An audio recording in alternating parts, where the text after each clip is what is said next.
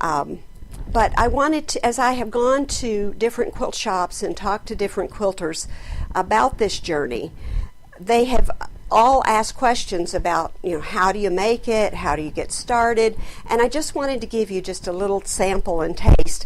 And one of the first things you have to do is pick your colors, because as you can see, there's a myriad of colors. In the dark areas are harder to see the difference of colors, but there are 14 different colors in each section, both 14 light and 14 dark.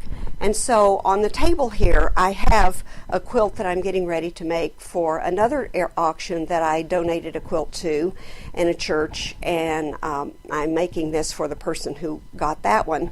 And they gave me a photo of the colors in their room. And so I picked the light colors, and I picked the blues and greens and reds that they wanted.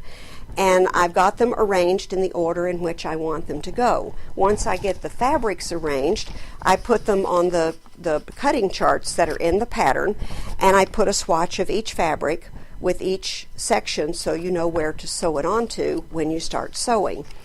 And I have found these very helpful. I have also found that I've got to save them because I get requests to make a quilt just like the last one I made, and if I have the color chart, then I know what colors I used in it.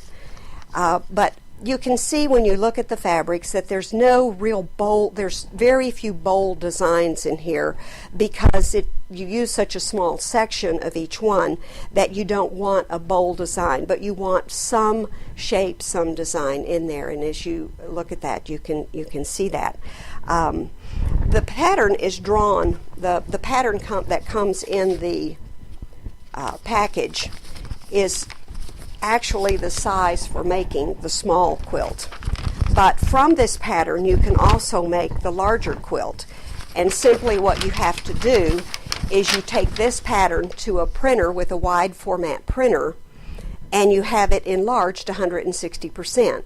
And these instructions are in the pattern. It's cut apart in sections on the pattern, but if you're making the small one, you don't have to cut it apart in sections. You can simply place your pellon on the cross, draw the cross on, line up your solid lines in the sections where they belong, and draw it in all one piece. It's easy enough to sew together when making the small one in one piece as opposed to cutting it into sections. The larger one, though, however, is easier to work with if you do it in sections. You can check with me through my Etsy shop, through my email, or my phone number will be on this as well, and contact me if you'd like to have a pattern, if you'd like to have a quilt made for a special occasion. Please contact me and let me know. I would be delighted to have you enjoy the blessings of making this quilt, not only for yourself but for others. I have had friends that have bought them and made them as gift for their children, gifts for their church, for their own homes and their entryway.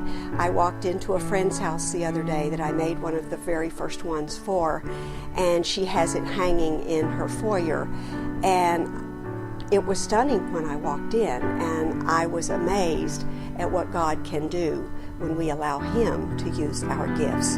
Thank you so much for spending this time with me.